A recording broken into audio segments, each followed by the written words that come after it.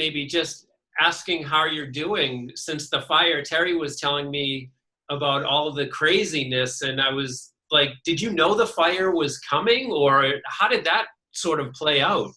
It was the most terrifying thing, Mark. It was, I was home getting ready for work early in the morning. My nephew called me at 7:44. I'll never forget. He was working down in the valley and he saw smoke off in the distance about 20 miles away from town. And called me and said, just so you know, there's smoke over by the Concal Polga area. You might want to have a bag together. And I went, that's 20 miles away. What are you talking about? And but I picked up my cell phone. I always follow the fire scanner in the mountains, right? And there wasn't anything.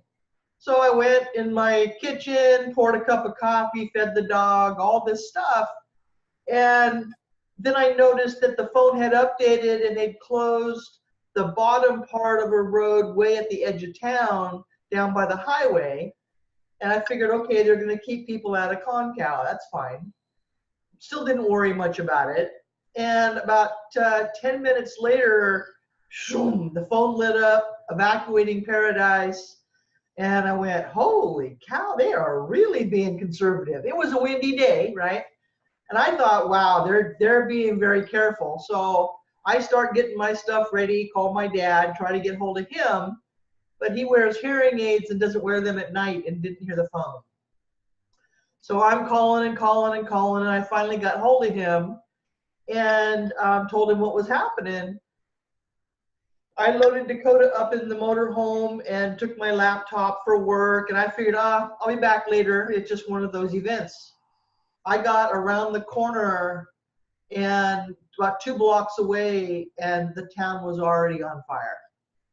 The fire moved at 8 football fields a minute.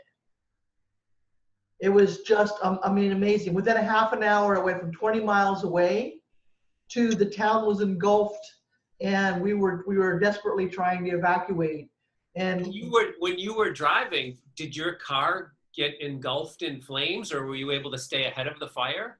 No, I was surrounded by fire. I had to drive through fire on the road because it had been windy. You know, the pine needles and leaves and stuff had fallen into the road and they were on fire. And so we're driving through this stuff on fire. The sides of the road were on fire. Then we have just single lane roads each way going up and down the ridge. And they had converted all the lanes to go down the hill. And I had my Jeep attached to the back of the motorhome so I would have a way to get around and do work. So I thought. And people were coming back up the hill, splitting the lanes, yelling out the window, you have to turn around, they're not letting you go down the hill. And I'm thinking, I can't turn around on a 2-lane road in a motorhome towing a car. So I pulled over at the nearest flat spot that I could find and unhooked the Jeep so that I wasn't dragging that around.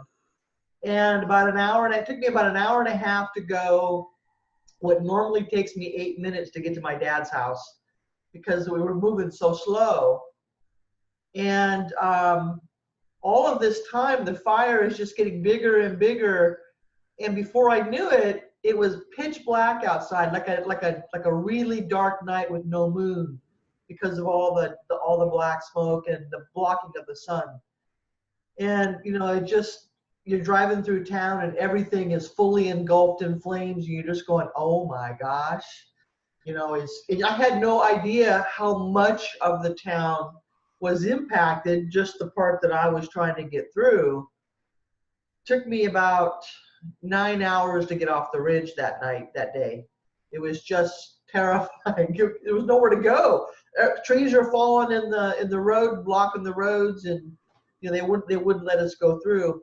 But when we finally got the photos of our houses and things, we couldn't believe how many people's houses, 14,000 houses, 95% of all the structures in the town burned. That's unbelievable. How far did you have to drive in order to get to safety?